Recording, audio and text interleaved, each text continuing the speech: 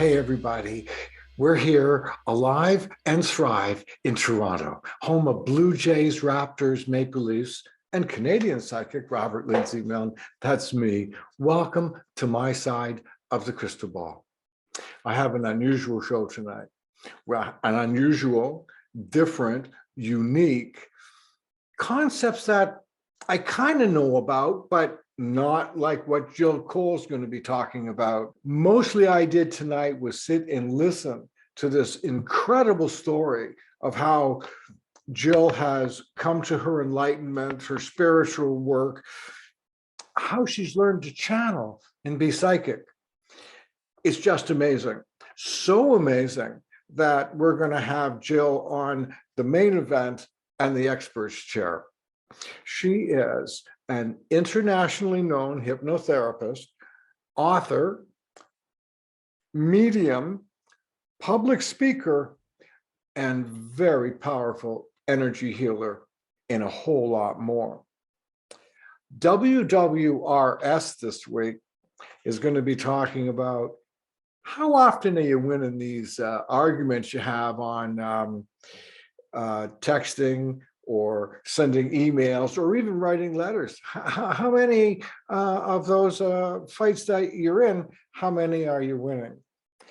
And that's what WWRS is all about tonight.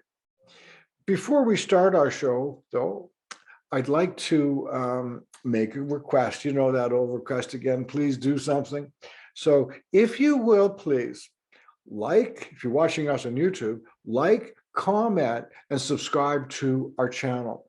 If you write a comment, it creates more energy, we get more attention and higher ratings.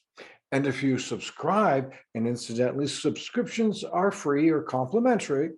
So, and if you have a subscription, you'll never miss another one of my side of the crystal ball. If you subscribe, once again, it creates more energy that gets us more attention and higher ratings, and that way we can keep on putting on this podcast. You can find my side of the crystal ball, of course, on YouTube, also Apple, Spotify, and pretty much anywhere else podcasts are shown. And if you'd like to find me personally, you can find me at www.robertlindsay.com. You can find me on Facebook, Instagram, YouTube, and TikTok. And now, without further ado, here comes WWRS.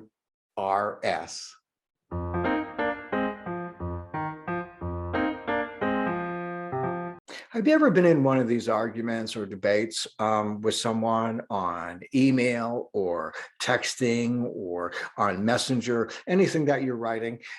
And by the way, when you get into a conflict or an argument with somebody, usually when you're finished texting, do you go away feeling better or do you go away feeling worse? Usually when we get into those conflicts, the other person is wrong and we're right and we're mad or upset or stressed. Both of us are feeling like that or similar things when we have these conflicts.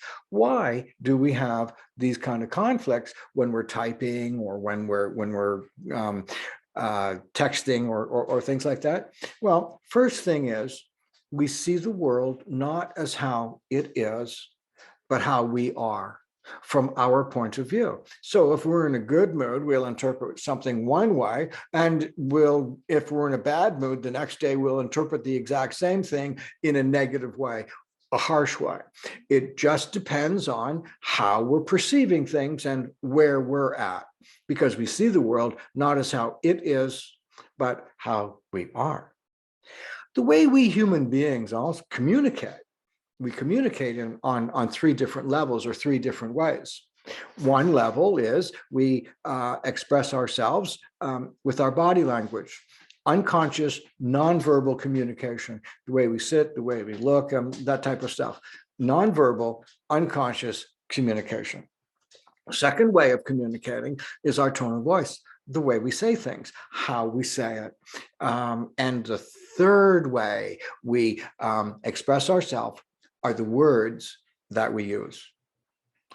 So now just hang on to our chair for a minute. Let's just think about this. 75% of the way we express ourselves, the way I speak to you and share myself with you, is my body language. The way I look, where I look, how I sit, everything. 75% of how I'm expressing myself, or you're expressing yourself, is our unconscious nonverbal communication. Second level, or second way of communicating, is the tone of voice, how we say what we say. And that consists of about 20% of our communication. 20% of how we get interpreted is by the tone which we use. And the third way we communicate, or the third level, is very simply the words we use. And the words we use is about 5% of our communication. So when we're reading a text, an email, a message, whatever it is, when we're reading something, we're eliminating 95% of our awareness of how the other person is expressing themselves to us. And we're only relying on 5% of our communication. Well, what can go wrong with that? Because no matter what, we're going to interpret something in the very mood that we're in. I know that there have been times somebody sent me a text, I looked at it and got furious. And then I said, okay, Robert, chill out, chill out, wait an hour or two, or even a day. And then I reread what they said. And I hear a whole different point of view, a whole different energy about it. The words haven't changed. I see things differently. So we see the world not how it is, but how we are. And when we communicate, we rely on our body language, our tone of voice, and the words. And when we're only hearing the words, it's subject to 95% misinterpretation. So remember, when you're in a scrap, don't argue, just stop, catch your breath, talk to the person, have a video chat, or do something like that. But don't get into that battle, because both of you are just going to lose. And that is what Robert's got to say.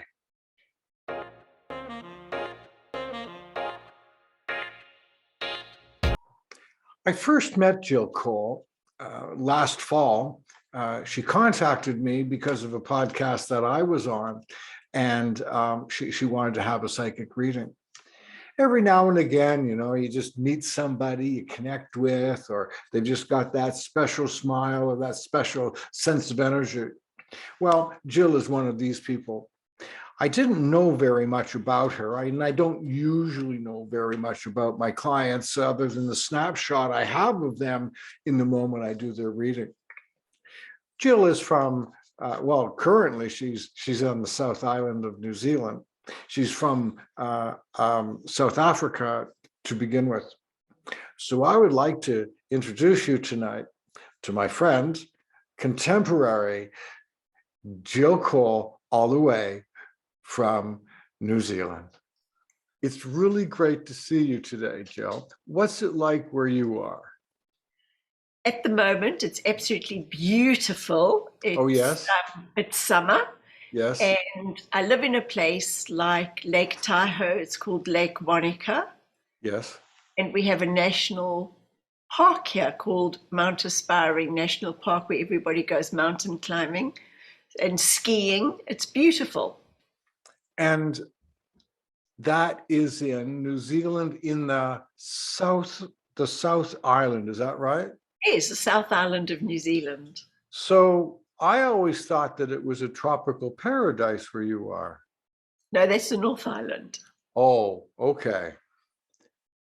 Why did you decide to go to the South Island where there's snow, and rather than the tropical paradise? I'm just curious. That's a very good question. So my husband and I have got two sons. Uh-huh. Both of them were in the North Island ski team. and we had a house in Auckland, and we used to travel to the ski field 4 hours every single weekend there and back. So one of the weekends, the boys were going to start school on the Monday. So I said to my husband, I'm going to go home early, just go and get everything ready for the new school term. You come back with Max, and George had already gone with a friend. I had just got back when I got a call from him saying that they'd had a terrible head-on collision. The woman in front of them had fallen asleep going around a corner and had smacked into somebody, and the other person had smacked straight into them. But you know, Robert, the most peculiar thing is that we owned a little ski chalet cottage sort of thing in the mountains there.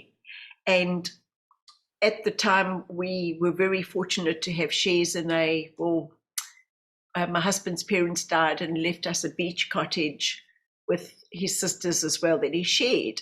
So traveling between all of them, I always made sure that I had a white toweling gown. So wherever we were, just put it on and go and have breakfast. Max ran back to the house and said to my husband, Dad, we need to take Mom's white toweling gown. And he said, what are you talking about? Don't be ridiculous. Just get in the car. And he said, no, we need to. So he instinctively knew something was up. When they hit the car, the car hit them, they took out a deer fence on the left-hand side, and Max had 8 vertebrae that were put out and lung damage. But the man behind them was an A&E specialist. And he said, has anybody got any bandages? Max said, yes, we've got Mum's white toweling gown. So my husband took out a Stanley knife and just started getting my gown into strips. So they bandaged the man's head up. The helicopter arrived. He said it just looked like chopped liver. I mean, it was just terribly sad. And afterwards, Max said, you see, Mum's gown. Sorry, you just froze for a moment. Can you say that again? He said, you see, I told you we needed Mum's gown, Dad. Yeah. I just knew we needed it. Yeah. When they got home, I said, we are moving to the South Island.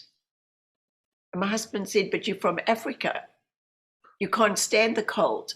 I said, yes, but you guys are passionate about the snow and you ski every single weekend. I said, this is a very busy highway.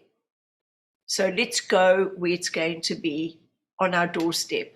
And that's actually what prompted us to move. That's not where I thought the story was going to go. You surprised me. That was interesting. Wow. Okay. So has your son demonstrated that type of awareness before or after this time, or was this a one shot? Okay. When he was 3, my husband used to listen to a band called the Smashing Pumpkins. Oh yes, I've heard of them. Was not quite my style though. Yeah. And he was playing in the garden and he ran up to me and he said, Mum, one of the Smashing Pumpkins has just died. Oh. And I said, what? What are you talking about? How do you know? He said, I saw it with my magic eye. So that night over television, it said breaking news. One of the Smashing Pumpkin band members had just passed away. And he said, see, I told you, Mum. Wow. I told you. Wow. That's very impressive. Where does he get that from? I don't know. No, that didn't get passed down, or no one in his I didn't know that at the time that I was that way inclined. So we're listening. Okay, so where do you think he got that from? yes. So, and then he also said that he stopped me walking up the stairs once when he was about Really? 5. And he said, don't come up the steps to the upstairs bedrooms. I said, why not? He said, because, Mum, there's somebody that plays with George and I in our bedroom, and she can change from a man to a woman. And as soon as you come up the steps, she disappears. Wow.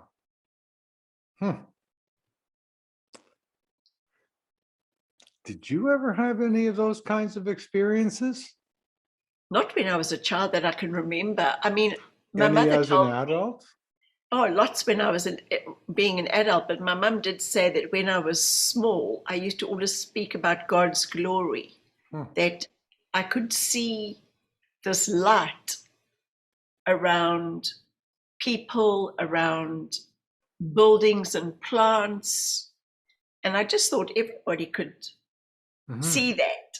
The first time that I learned that it was called an aura was actually because of Max again. So I went to Africa with George when he was a year old, 10 months to a year old, and was on my sister's farm.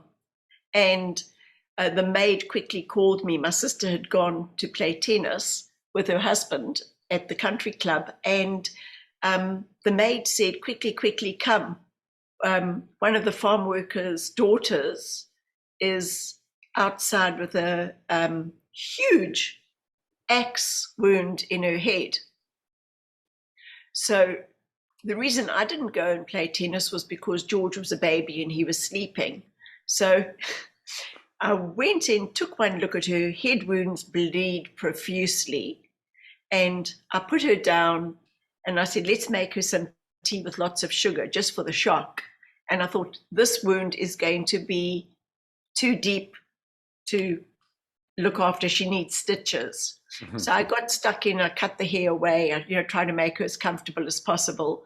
And I phoned my brother-in-law at the tennis club and I said, look, this is the problem that's happened. Do you have a farm doctor? He said, yes, I'll get him on immediately on his way. And he said, please just make sure you didn't get any blood on yourself. He said, because she is riddled with AIDS. So George was actually on a formula at the time, and I'd ripped open the whole container, and it was jagged, and it sliced through my thumb. So I had this open wound. But when somebody's in need, you don't even think about it, do you? You just get stuck in. Yeah. So it didn't enter my head. When I got back to New Zealand, then Max was conceived. And only when I found out I was pregnant, I suddenly thought, oh my gosh, I might have AIDS. Wow. I better check that out. So when he was born, I didn't have AIDS, but when he was born, he just didn't seem to thrive. And I thought, I wonder if something was just not right. So I'd never done any courses or anything.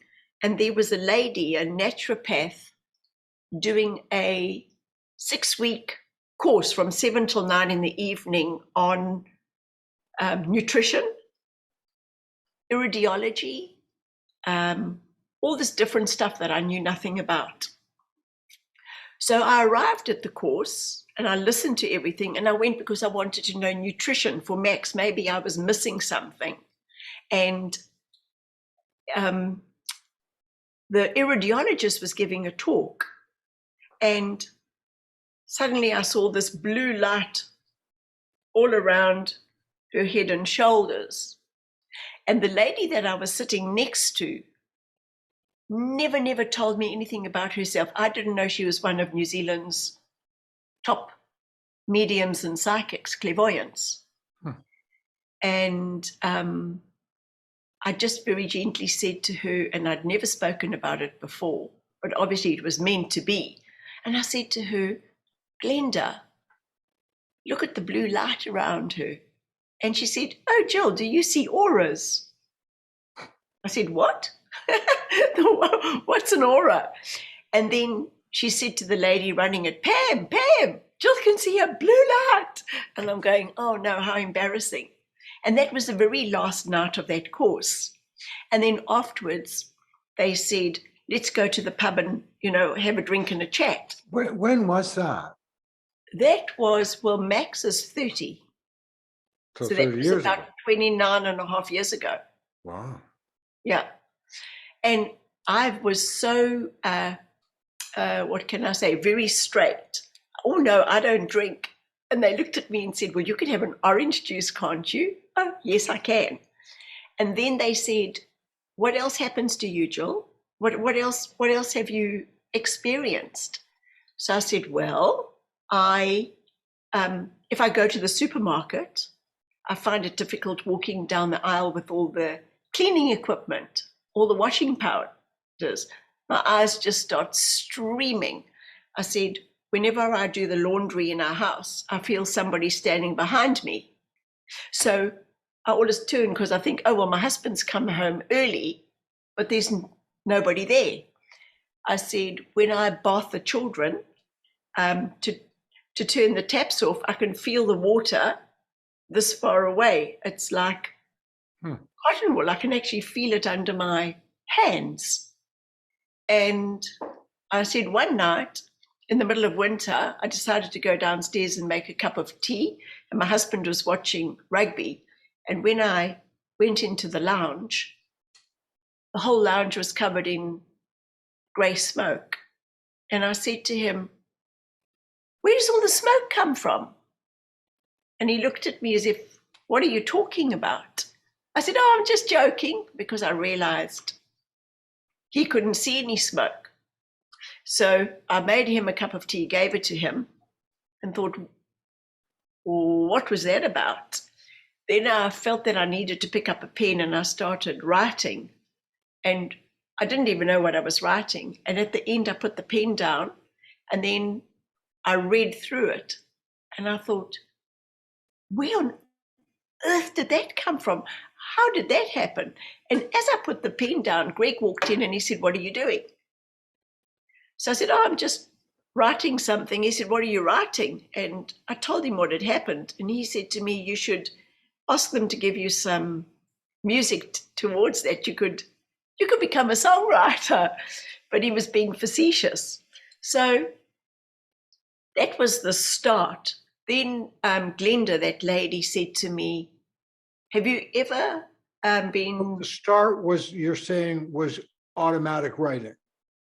Well, with seeing everything, Right. things Okay. things that I couldn't quite understand what they were. And that was the start of the automatic writing. And so Glenda then said to me, look, obviously a lot's happening with you. And she said, why don't you come to my house on Saturday afternoon and we'll do some meditation. So I said, well, what's that? I had no idea. So she said, come on. So she talked me down, and then I did the meditation, and she said, how long do you think you were meditating for? I said, oh, what, 5 minutes? She said, 40 minutes. My goodness. She said, wow. Tell me what you saw. So I told her everything, and she said, oh my gosh, Jill, you're an absolute natural. Then she took me to this group of mediums in New Zealand at one evening, and she said, I just want to test you. And I was so nervous because these people had been doing this for years, and I was a housewife. And she said to me, we're doing something tonight called psychometry. And it was they put the lights on low, and everybody had to take a piece of jewelry or something, an object, and put it on this table. So nobody was really seeing who was putting what down. And then we all had to pick an item off the table. So I picked a ring off the table, and we were told just to feel if there were any messages, knowledge coming through from the ring. So I said, look, I'm brand new. And of course, you don't want to make a fool of yourself. So I just said, well, I don't know if this is a load of nonsense, but this ring was given with so much love. I said, and recently this relationship has been severed.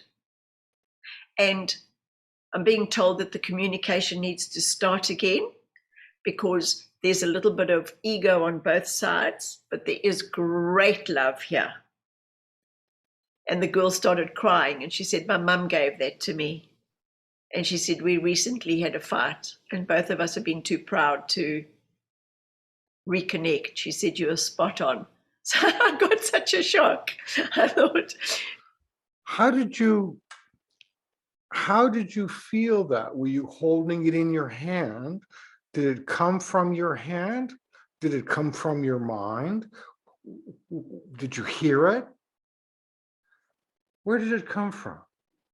I don't know. It was like a knowing. It was Yes. just like, it just happened. Yeah. Okay. Yeah, it just happened. And then we moved to Wanaka. So Glenda came to see me with all the boxes in the kitchen, and she said to me, I've just come from my husband, he'd passed away, she said, from the cemetery, and he gave me a message. She said, I want you to tell me what he said. I said, don't be ridiculous. I can't do that. She said, yes, you can. She said, this is the work that you're going to be doing. I said, ridiculous, I'm a housewife. And she was sitting at the bar stool. I was behind the kitchen counter. And suddenly I started seeing a vision, like a movie playing. And I said to her, wow, you're on a train and you're going on a trip. And I don't know where it is, if it's overseas, but there are mountains behind you and they're covered in snow. And I said, you're actually going to write 2 books. You're busy with one at the moment. And you think that you are nearly finished, but you're only halfway. And I said, the first book is for yourself, but the second book will be for the public. And I said, I see you standing on stage. You've got helpers in the sides. And they're little stages like a scout hall or retired servicemen's association, little halls like that. And you're doing questions and answering sessions. And then I said to her, oh, that's weird. She said, what? I said, there's a very strange creature here. I said, he's got a head like a crocodile and a body like a man with all the abs, really ripped. And I said, he sounds like, and she said to me, oh, Julie's on a different vibration to you. Ask your guide. Because then she'd introduced me to my guide. She actually told me how to connect with the guide. So that's something I can teach now. I can teach people how to do that. So she said, just ask your guide to interpret for you. So I said to my guide, oh, Aurelius, I can't understand this being. Could you please translate? And immediately I heard it in English. So I said, oh, he's telling me I've got to be very careful who I tell the story to because he used the word scoff. They will scoff. They will laugh at that. They will think this is unbelievable. There's no such thing as this kind of a being. And she looked at me and she said to me, that's my guide, Jill. She said, well done. She said, now, when you move to Wanaka, she said, just be open to receiving this sort of information. So when I arrived in Wanaka, I became a real estate agent, and I got a job in an area 11 kilometers out of Wanaka, and that was the first house that I'd ever sold over there, and I'd never ever got another house in that area since then, right? But it was, so to back the story up, just before we came to Wanaka, I had a very bad skiing accident and I had a near-death experience. And then when I had my near-death experience, 3 pairs of huge arms came out of the air at 2 o'clock in the morning and just held me and sang Rockabye Baby. And then I was told, it's not your time. You have work to do. And they got me to breathe again because my lung had collapsed. And then the light slowly started to recede. So I had a lot of help there. I had a lot of physiotherapy to get me healed again. And then we arrived here. So this was now going to this particular area, and I wanted to put leaflets to sell a particular house in the little letterboxes there, but it was associated with a cafe. So I wanted the owner's permission to say, who do I speak to put these in? And she was very rude to me. And I thought, wow, that's unusual. Everybody here is so happy and fabulous and helpful. And I thought, oh, wow, she must be hurting. That night, as I was falling asleep, she was standing at the bottom of my bed with her father. And he was all dressed in British tweeds and he was reining in a horse. And I was told that he used to rein her in like an animal. And then I saw a wedding cake and icing and her icing the cake. And they said, she's a very creative being, but no, she's not going to be icing wedding cakes. But she bought that business to appease her father. She wanted her father to see her. She wanted her father to love her. She wanted acknowledgement from her father. But they said, he will never give it to her because that's who he is, not who she is. And that doesn't matter what she does, she's never going to get that. And that if she doesn't change her life, she will die from a heart attack, literally from a broken heart by the end of the year. And they said, this is your work. And then the images faded away. The next day, my car literally drove itself there and parked outside her cafe. And in my head, it said, you've got work to do. This is your job. And this is the very, very first time it had happened since I had seen that crocodile being with Glenda, seeing it like a movie, seeing her. This was like a movie again.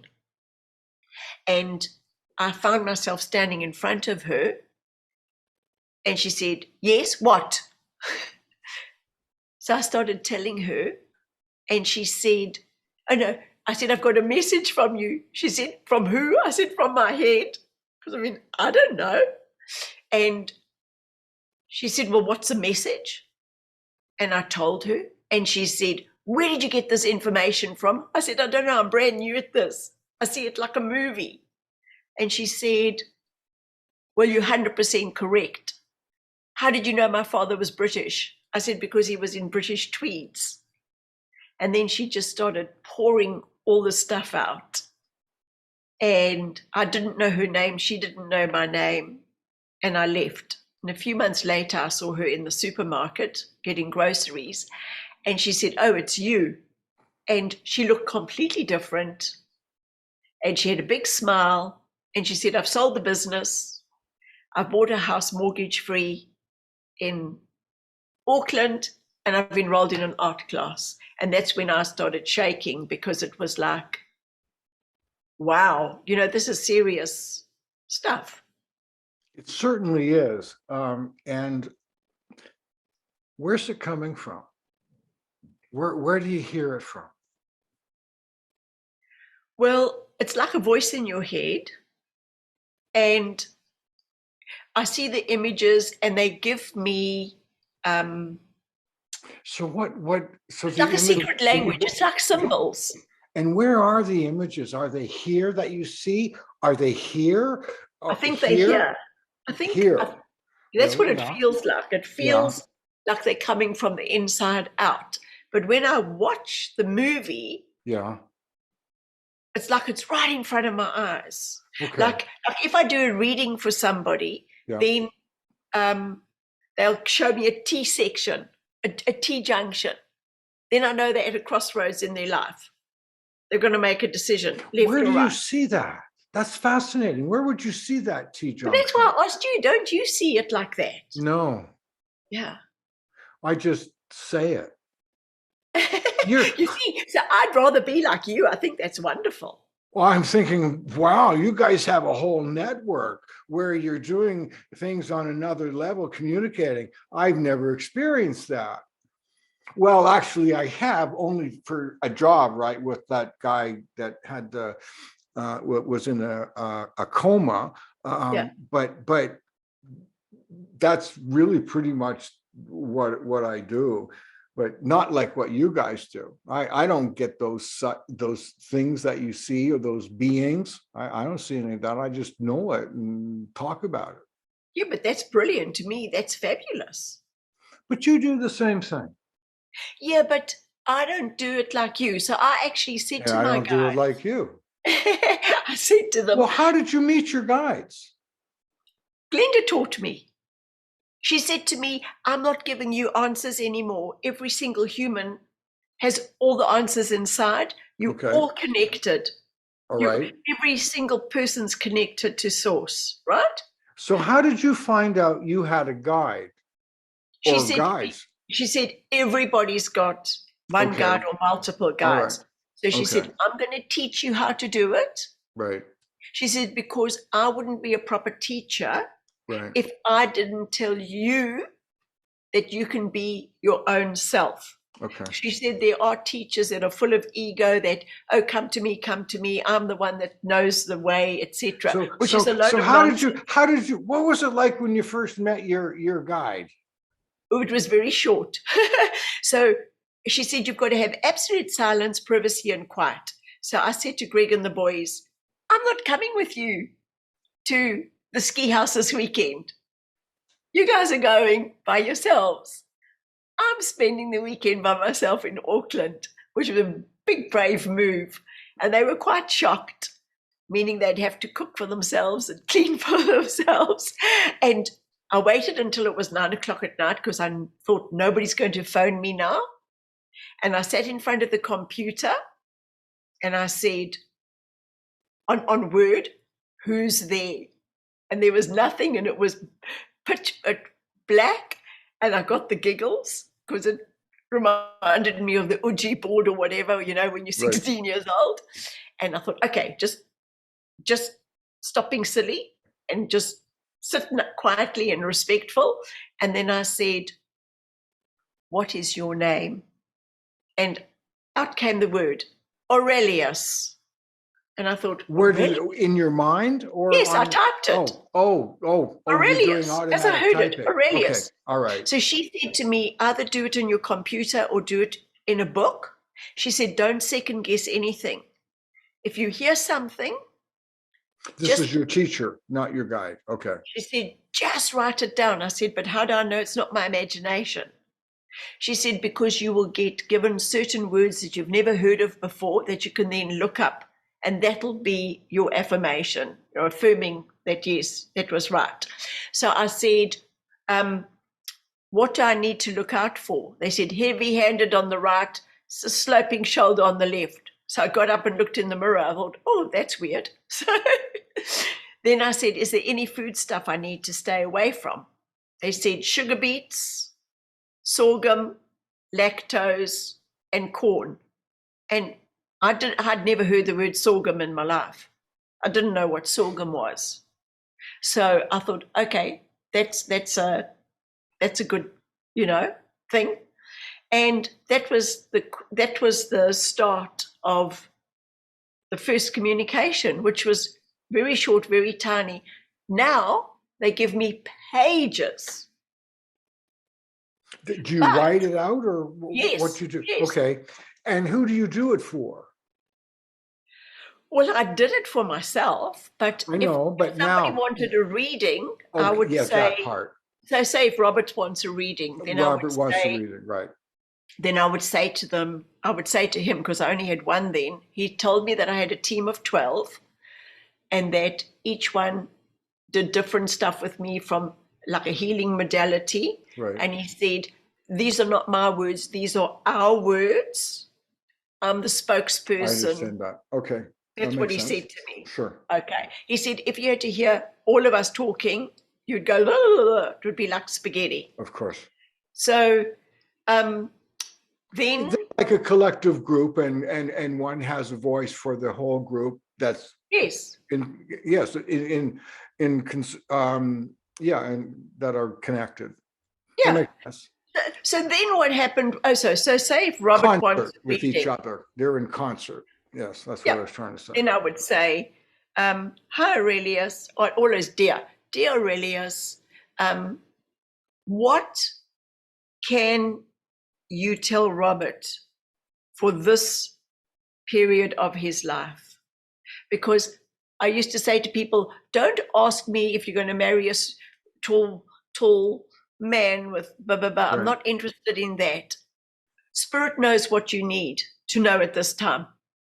And in 5 weeks' time, it might change again. But right now, this is what you need to know. They know what it is you need to know. And then I would just say, what is it that Robert needs to know at this time of his life? And then I'd just start hearing it. And I'd just type and type and type.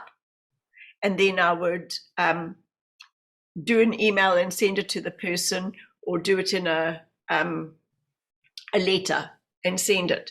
So the one that was... So this information that you have, Yes. that's coming through you, Yes. is it your wisdom, or No, is it someone else's? I Because you're think a it's rather collective. wise person. Yeah, they told me that the difference between a guide and your higher self. Is what? And when it's your higher self, Yes. it's instinctive. It's, yep, done, great. Right. If it's a guide, it's like, what? Is that my imagination?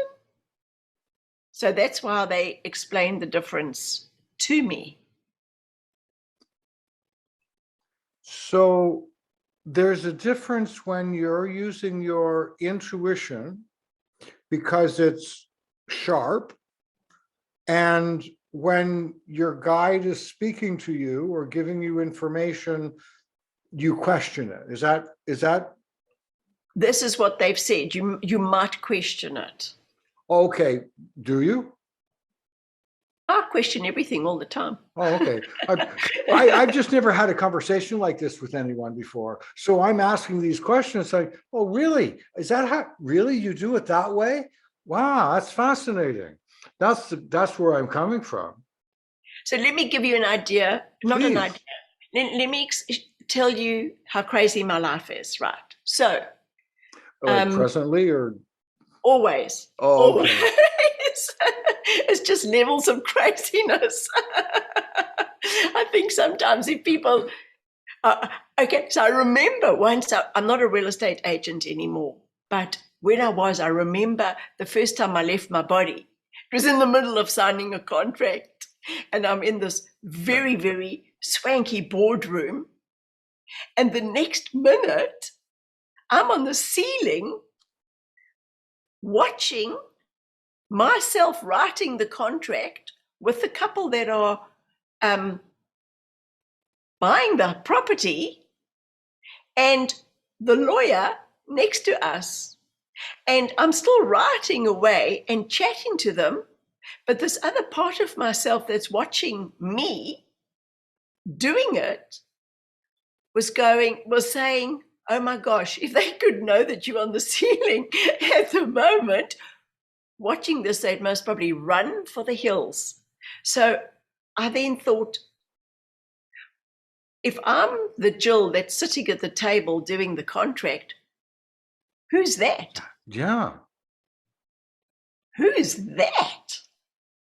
So that's when I realized I was more than what I was, than I thought I was. Okay. So when you were writing the contract, did you have any concept that there was another part of yourself watching. No, the part watching Knew. realized that that was a 3D body down there. Okay. So Okay. although I was still running my human form, Right. doing the job, Okay. there was a greater part of myself that was aware of something much greater. Then after that, it was snowing in the village, and so I was working in 2010. This is a fascinating story. This shows you how unbelievable life is. So let me give you another example before we get to that one. So I went to the supermarket. It was winter, it was cold, and there was a bit of snow outside, and I was with the teller, and I'm busy paying him for my groceries, and the man behind me started talking to the teller, and both of them were Australians. The man behind me said to me, "I'm so sorry, that was so rude of me. You with the teller," and I was talking to him. I said to him, "I don't own the teller. You're more than welcome to talk to the teller." And he said, "Oh, you're South African. Please tell me you don't live here." So I said, "I do." He said, "How do you deal with the cold?" I said, "Icebreaker." And he said, "What's that?" And I said, "Are those your only groceries?" He said, "Yes, we've got a timeshare here. So I'm just buying snacks and some tea and coffee and milk." So I said, "Well, if you like, if you're interested, I can take you over to the shop that does the icebreaker." He said, "Yes, we would love that." So it was him and his wife, and they sort of looked about in their 60s, and at that time, maybe I was in my late 40s. And he had a beanie on his head, he had a scarf on, he had a coat on, he had gloves on. He looked like the Michelin Man. The cold was really affecting him. And we walked over to the shop, and I said, "This is merino. It's very thin, but it's very, very warm. And you can throw it in the washing machine and the tumble dryer. And it won't shrink, and you don't have to be so bulky." He said, "Love it." And he said, "Look, we don't know what it is about you, but there's something special. And we would so much like to take you for lunch tomorrow. Could we meet you for lunch tomorrow?" So I said, "Oh, that'll be wonderful. Let's do that." I immediately knew that this man needed information from spirit, because that's not a normal encounter. So I went home and I said, "Aurelius, and I put his name, what does this man need to know at this time?" And suddenly they started giving me a whole lot of medical information about macular degeneration. And then they started giving me information about the lungs. And when they've got something important to do, I have to type it in capital letters. So then that's important.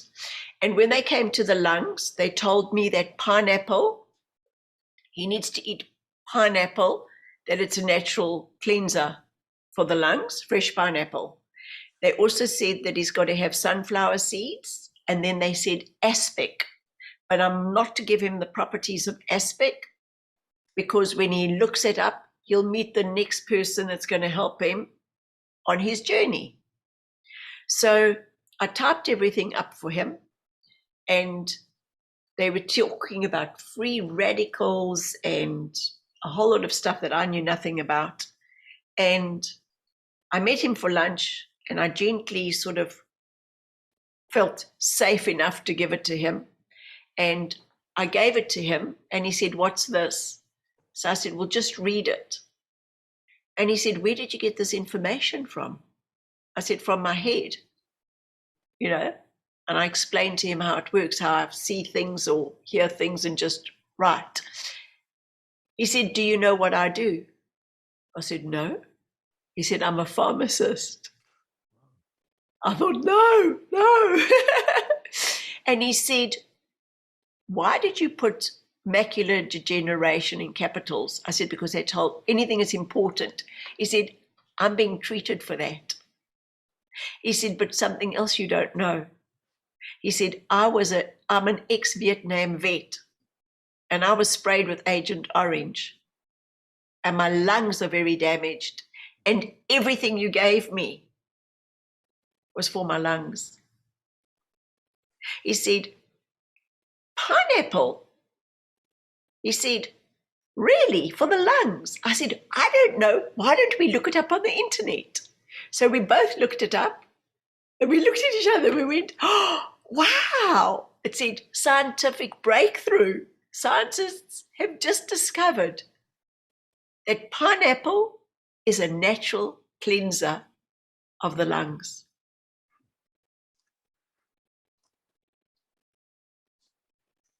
This is fascinating. Now, what I'm wondering is, how do you go from what you're doing to your podcast with a couple of thousand subscribers or viewers, or both? And how is this?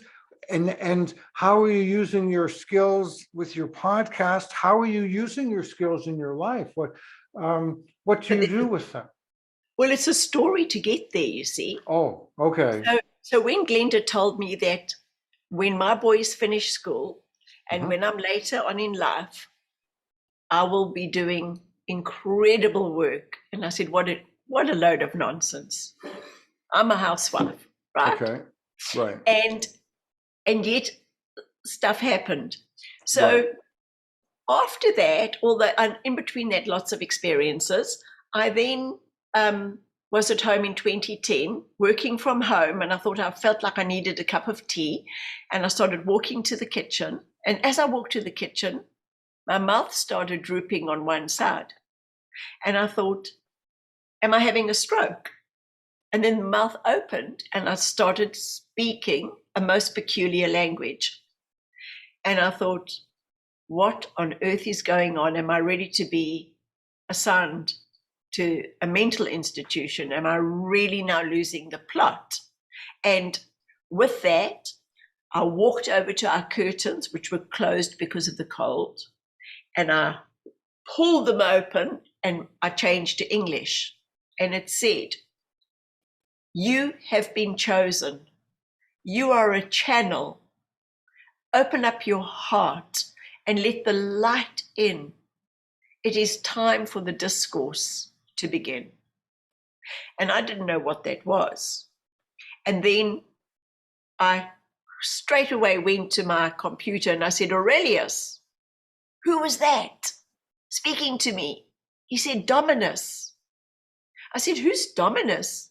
He said, Lord Protector, Lord Galactor, Lord Almighty over us all. We also bow unto Dominus. He said, you have now earned the right to work with Dominus. And then he started telling me about frequency vibrations, about DNA, and how they changed my DNA structure. So I then thought, I know who I'm going to call. I'm going to call Glenda. She'll be able to tell me what happened. So I called her, but she put me on to Mary Fry, which was one of the first top clairvoyants in the whole of New Zealand who went on national radio. She said to me, Jill, it was the Space Brothers talking to you. I said, what a load of rubbish. I said, I didn't understand a word they said, so why would they? She says, because you're very black and white.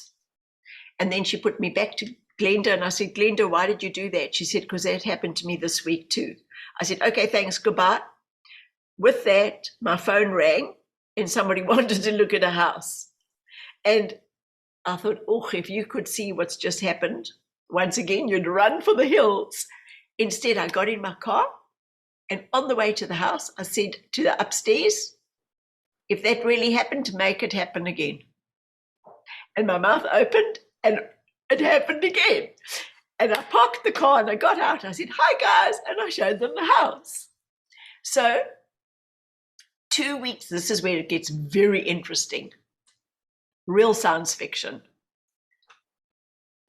2 weeks after this happened, I was outside a house that I'd sold 2 years prior, and I saw a car in the driveway. And these are the only people I hadn't managed to get a gift for because they'd moved away and different circumstances. So I knocked on the door.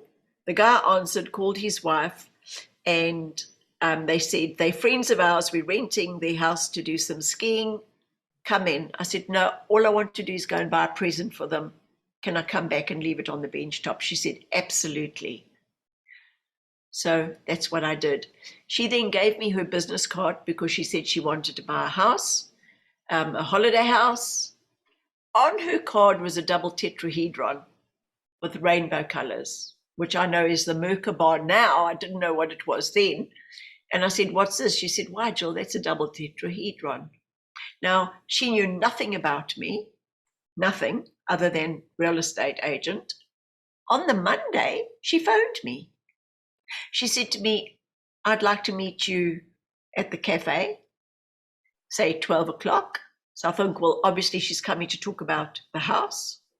And she said to me, are you hungry? I said, not particularly. She said, good, I've got a message for you. Follow me back to the house. I'm thinking, obviously, the message is to say thank you for the gift from her friends, right? She said, I need you to sit down on the chair for this. And she started doing this around me. And she started speaking the exact same language that I had spoken 2 weeks earlier. And she said to me, they are here. Do you understand? I said, yes, but I was looking around for candid camera, thinking this is a trick, right? And then I felt a pyramid starting to form just below my belly button. But instead of it being up like this, it went down like that, pointing towards my feet like a funnel. And then her next question was, is the pyramid in place? I thought, what? I said, yes. She said, right, they're telling me to tell you you need to ground yourself for this. So I said to Aurelius, I've heard the word ground. People use it. Because this is like 12 years ago, right? Said, if you want me to ground myself, you must ground me. So I was on the earth. I went through the earth, through the fire, and I was in the middle of the earth. So, okay, so this was in your mind, like Yes. like you were visualizing and Yes, you I weren't could see doing it. I those was things. traveling. I Yes. see. Okay. So I got to the middle of the earth. Okay. And I could see the drop from like a huge inside cave. Drip, drip, drip. And then they said to me, water. And they said, that is the heartbeat of Gaia. And then they went, water, fire, earth, air. They said, you're grounded. So I said to her, okay, I'm grounded. So she said, okay. So she started going, and then she said to me, they've got a favor to ask you. So I said, yes, thinking, this is ridiculous. Why would these big beings need a favor from me? And she said, there's recently been an oil spill in the Gulf of Mexico, and it's destroying so much there. They want to use your vessel to clean it up, to come through you, through the pyramid and out and transmute the energy. So I didn't understand anything like that in those days. So I just thought it was ridiculous. And I said, yep, go for it, very facetiously. And then she was going, and after it, she said, thank you very much.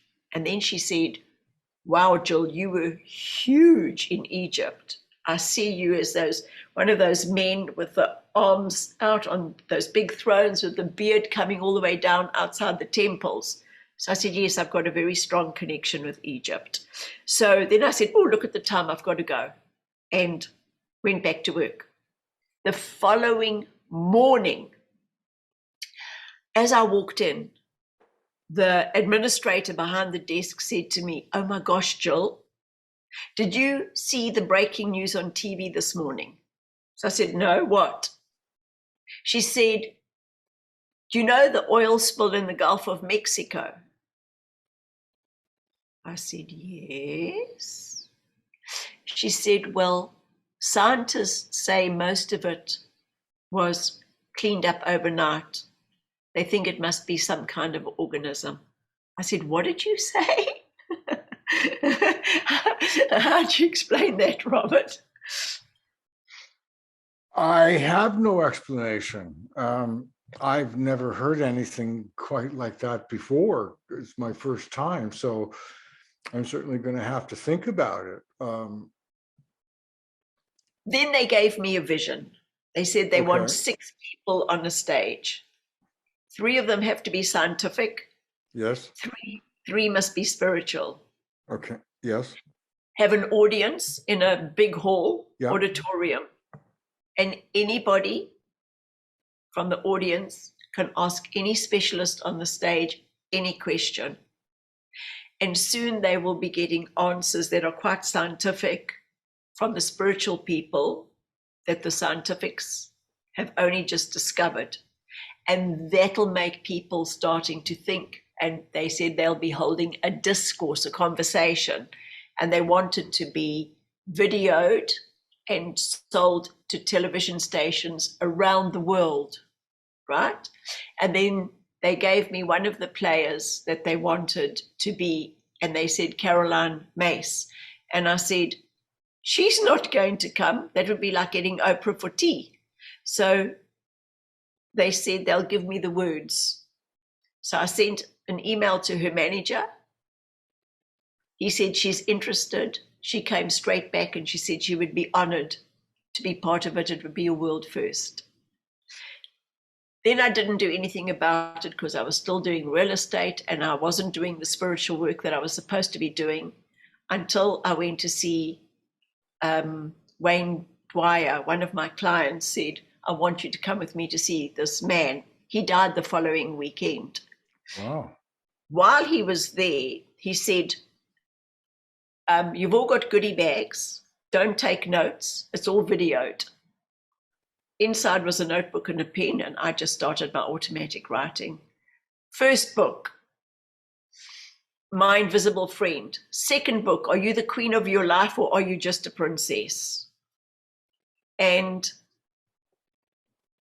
he said, all of you know there's something you should be doing with your lives. Are you doing it or are you just putting it in the back burner? Are you going to get to your deathbed and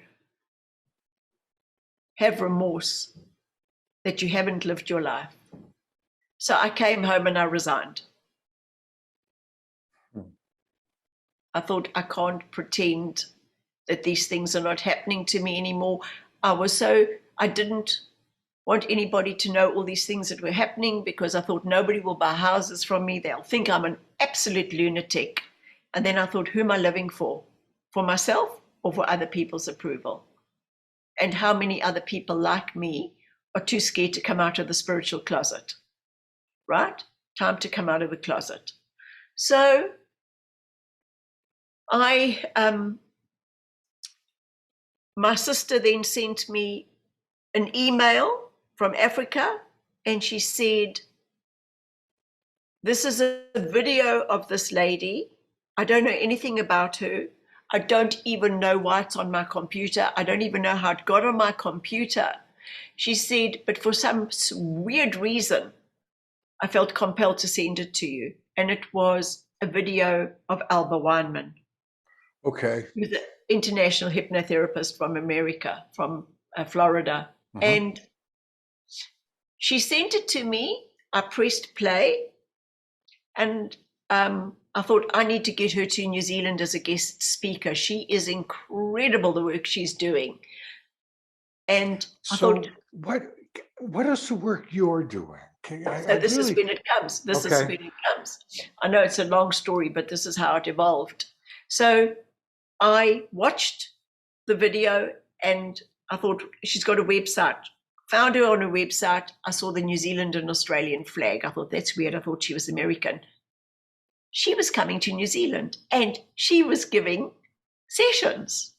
I didn't know her sessions sold out in seconds when she advertises them. You've got to join a newsletter. You've got to do this. You've got to do that. I looked for my credit card. I had a cup of tea. Which day am I going to do it? I got a session. I put my hand in the air as if I'd won the lotto, thinking this is weird. And I said to my guides, why am I like this? And they said, we used your sister as a catalyst. We want you to meet the American. You will be working with the American. Her work, like your work, is pure. And you will be, this is a new dance. You've done work in previous lives. So I went to see her and I just started channeling. I didn't get the past lives or anything like everybody else gets. I was just, mine said ambassador for ambassador from the Intergalactic Federation of Light. And it was session 166 on her website or on her YouTube thingy. And it told me who I am, what my connections are, and what the work that I'm going to be doing. And then I didn't really think much of it. That was 2017. Then I had the vision again to contact her, and she came to New Zealand. But I said to her, they've given me a name called Antonio Sangio. He's got to come with you, and he's got to teach me what you do, the hypnosis techniques that you use. And this is the work I have to do. She said, that's never going to happen. She said, he's just resigned as a computer engineer and he's teaching, but he has to have all these expenses met.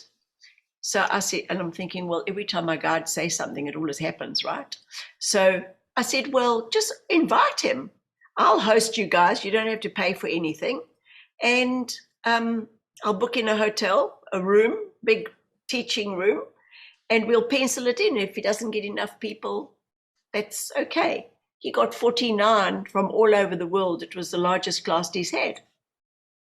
Goodness. When he left, he said to me, we're going to Peru in 2020. We'd like you to come with us. So I thought, I haven't been to Peru. I don't know anything about it. So I went to Peru. When I was in Peru, that's when I started channeling out loud. And spontaneously, I thought, what on earth is going on? And then it happened again in front of everybody. And I started giving everybody messages. And it was so loud and so strong that I lost my voice. Got back to New Zealand the day the borders shut for COVID. And then my father died in Africa. And we didn't have a very good relationship. He was a very, very stern father, used to beat me. And I didn't tell anybody he died because I didn't want anybody to say sorry, because I didn't want to be a hypocrite and say, thank you. So I just kept quiet. 3 of the girls from Peru trip got hold of me on the same day. Have you had a reading with Tabash, Blestara, who was with us on the trip? So I thought, okay, you've got to listen to Spirit. This is a message. So I said, hey, Blair, looks like I need a reading. The very first thing he said to me was, and when my father died, I went to the lake and I said, Dad, you weren't a great dad, but I wish you all the best. I'm sure you can be a better dad on the other side. Now, the very first thing Blair said to me was, I've got your father with you. And he said, thank you for the talk at the lake. He appreciated it. The next thing he said to me was, James, Jesus's brother, is working on you and your physiology. And I've never been a Bible girl, so I don't know all those things and stories. And he said, in Peru, the reason that you were channeling like that is they were cleaning your pipes because of the work that you've got to do. Within 2 months after that, COVID lifted with, the restrictions, and I went to the supermarket, and Alba phoned me out of the blue, and she said, "Can you talk?" I said, "I can't. I'm just getting groceries. I'll phone you in 10 minutes." On the way home, the vision started playing, the movie started playing, and I phoned her and I said, "I've just been shown you're going to hypnotize me 12 times. They are going to give me all the questions that you need to ask me under hypnosis, and I will channel all the answers. They want the book. They want me to write a book, and it's going to be called The Discourse." And that's what happened. So since then, I'm an international hypnotherapist that's doing sessions for everybody all over the world on Zoom. I've had nearly 500,000 views now. It's just become incredible. So that's what's happened, Robert. So, how did you learn to do hypnosis? I did the course with Antonio. Oh, I see. Oh, okay. So Yes. you have a podcast too. So what I do is I get channeled messages, like the automatic writing, and then I read them, or I discuss them, or I get a vision, or I have a dream. What about the one that I was on then? And then, so I've got a YouTube channel. Oh, okay. That's the difference. Okay. And then I've got all the interviews, like yourself, Right. and all the different people. And then I've put on 2 hypnosis sessions. I did Michelle Carpenter last week. Right. Yeah. And hypnotized her and put her session on there. Right. So, yeah, and now we're going to Egypt. I'm going to be taking a group to Egypt with Michelle. So how can people get in touch with you or find out where your podcast is or where you're on YouTube? How can they do that? Oh, thank you, Robert. I've got a website, which is www, and my name, JillCole.org. Okay. And on that, you've got the little icons for Instagram, YouTube, whatever. Okay. Or else they just do Jill Cole on YouTube. And I think I'm orange, like an orange circle with JC. But my son said he's going to change my website and make it more professional. All right. I don't know where the time went. It was absolutely fabulous. I'm going to have to listen and watch this. You talked about things I have no idea existed. So it's been a learning experience for me, and thanks a lot. Thank you so much for having a chat with me and even wanting me on your podcast. It's been a delight. Wow, what an amazing show. I've learned so much. Thank you, Jill Cole, coming all the way from New Zealand in the South Island, sharing your knowledge, your experience, your ideas and concepts, and your beautiful spirituality. Thank you so much. Well, that brings us pretty much to an end. And before I say goodbye, I just have a couple of requests. If you're watching us on YouTube, please like, comment, and subscribe to our channels. If you like, it gets us a little bit of attention. And if you make a comment, it gets us a bit more attention. And if you subscribe, and incidentally, subscriptions are complimentary, that means no charge. It'll give us a whole lot more energy, and we'll get higher ratings, and then we're going to be around for a long time. This podcast, and hopefully I'm going to be around for a long time too. You know, if you're looking for me personally, you can find me on my website. If you're looking for me personally, you can find me on my website, www.robertlindsymilne.com. You can find me on Facebook, Instagram, YouTube, and TikTok. That brings us to the end of another fabulous show. Once again, thanks a lot, Jill, for coming on and sharing your knowledge. And before I say goodbye, please remember these things. Do good, stay safe, and above all, just be kind. Good night, everybody.